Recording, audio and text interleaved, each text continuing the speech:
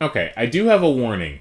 There are a lot of spaceships, so my quote-unquote frame rate, which is to say the smoothness of the video, is going to be affected by how many ships there are. I wish I had a more powerful computer, but this was just so fun to do, Operation Mjolnir Mozart, that I wanted to push this game and my computer to its absolute limits. But that does mean that we're going to see a reduced smoothness, which is to say, it's going to judder around, jump around, be a bit slower than normal, if you're not familiar with that terminology.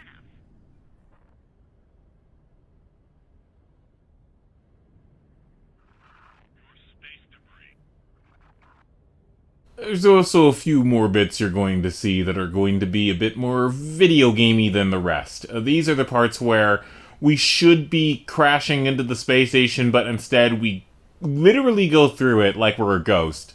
This is one of the weird things that happened, but I kept it anyway because it has some good action in it besides that, so that's going to be another one of the things that I was hoping you'd be able to watch out for ahead of time, so that's why I'm putting it up here right now. And yeah, I think with that, I'm just gonna let the rest of the video just kind of be their clips on its own. So yeah, I'll leave you with the rest of the video on its own. After this bit, of course. This is still actually part of Operation Mjolnir Mozart, but like I said in one of my videos, I can't remember which one, this takes us all over the Terran space, which is, I don't know if you kind of caught on, but it's just our regular space. So Earth through all the way to Pluto, which does include the sector of Uranus. And yes, I will be pronouncing it that way due to the fact that it was only not pronounced that way due to the fact that rings were discovered around it. Well, I shouldn't say every in the language.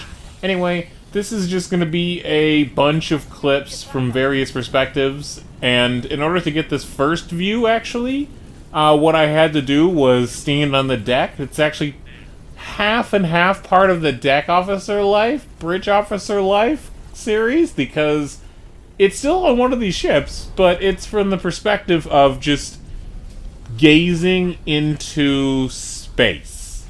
But it just so happens that because we're facing a direction that we're going fast in, we have motion lines. Those are those white streaks that you see at the beginning of the video. Right now, I'm not sure where we are because I'm literally just talking over, right now, nothing. I'm not watching the video like I normally do or coming up with it beforehand like with the parts 1 through 4. A lot of it was cut from a part that may have been seen by you. It's called Operation Mjolnir Mozart Unabridged. That one is 2 hours and 44 minutes. Most people aren't gonna stick around for what is literally feature-length movie films.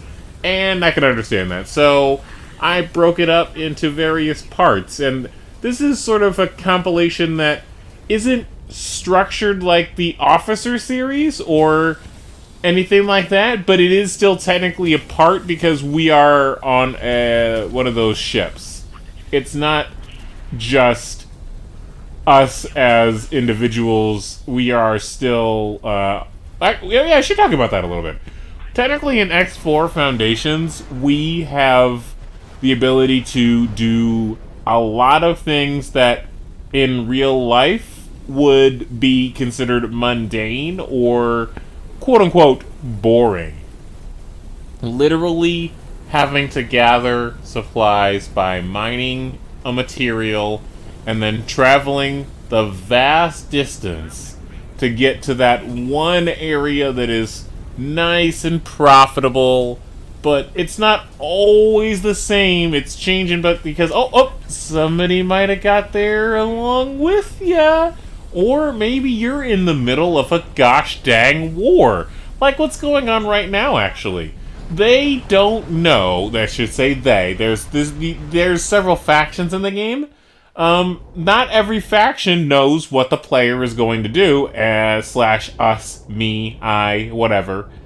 And the allies, they just know that, hey, okay, we're allied with this faction. They don't know that I'm planning on attacking their enemy.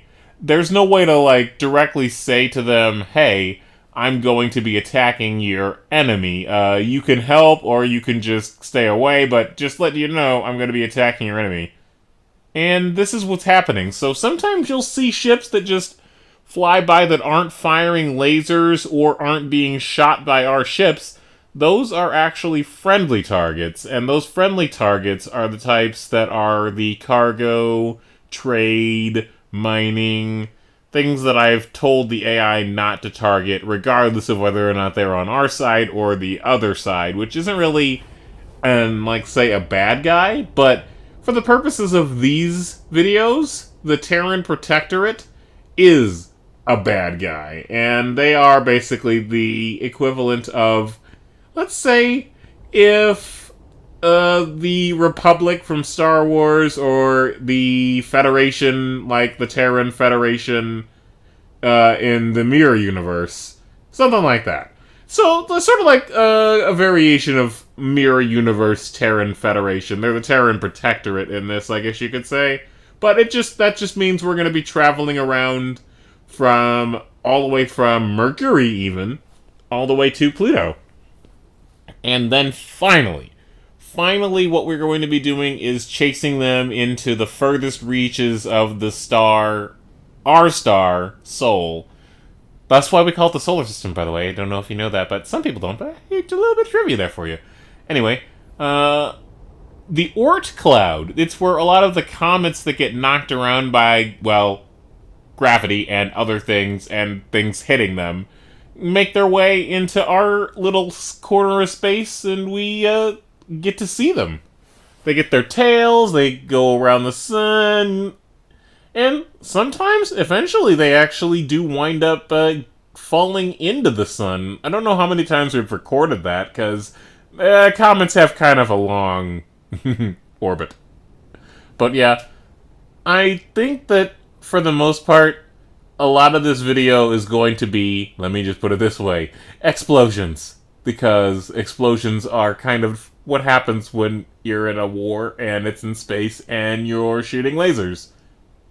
Now, I'm not quite sure, but I do believe that the further out we go, the weaker the space stations are, so the faster they tend to be destroyed.